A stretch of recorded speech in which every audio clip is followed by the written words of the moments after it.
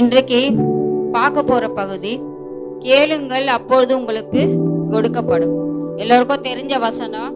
கவனிங்க, கேளுங்கள் அப்பொழுது உங்களுக்கு கொடுக்கப்படும். மத்தேயு 7:7. இப்போ நம்ம இன்றைக்கு எப்படி நம்ம தேவனுக்கு கொடுக்கணும், எப்படி, அதாவது நம்ம ஊழியத்துக்காகவோ ஒரு தேவனுக்காக எப்படி கொடுக்கறது, எப்படி கொடுத்தா ஆண்டவர் ஆசீர்வதிப்பாரு, கொடுத்தாதான் ஆசீர்வதிப்பாரா அப்படின்னு சொல்லிட்டு சில பேர் கேட்பாங்க. தேவன் கொடுத்த கட்டளைகளுக்கு நாம் கீழ்ப்படிய வேண்டும். கொடுக்கறதுக்குன்னு ஒரு முறை வச்சிருக்கிறாரு பாருங்க. எல்லாருக்குமே தெரியும், இந்த வசனங்கள் எல்லாம் தெரியும். கேளுங்கள் அப்போது உங்களுக்கு கொடுக்கப்படும் அப்படின்னு எல்லா வசனமும் உங்களுக்கு தெரியும்.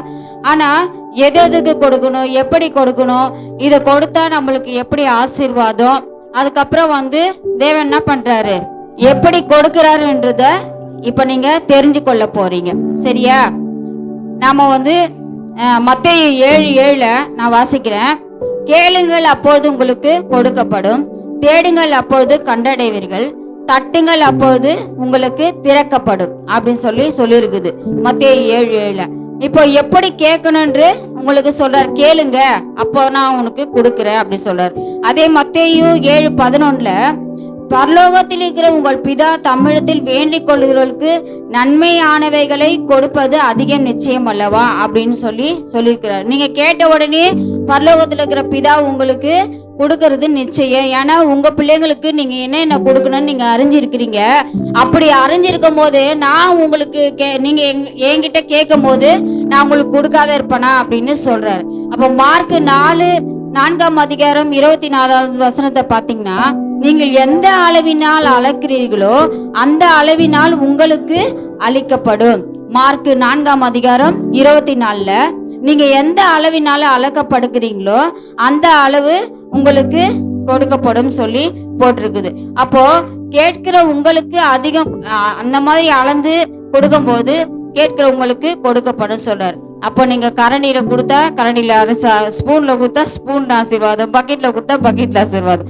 இப்போ உங்ககிட்ட தான் இருக்குது, நீங்க எந்த அளவினால கொடுக்குறீங்கன்னு தேவன் சொல்றாரு.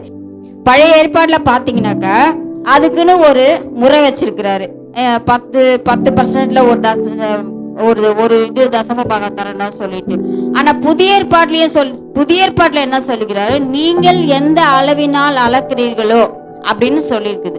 அப்போ யோவான் 14:14 பாத்தீங்கன்னா, என் நாமத்தினாலே நீங்கள் எதை கேட்டாலும் நான் அதை செய்வேன். அப்ப எதை கேட்டாலும் செய்வாரு, கேட்கும் போது செய்வாரு.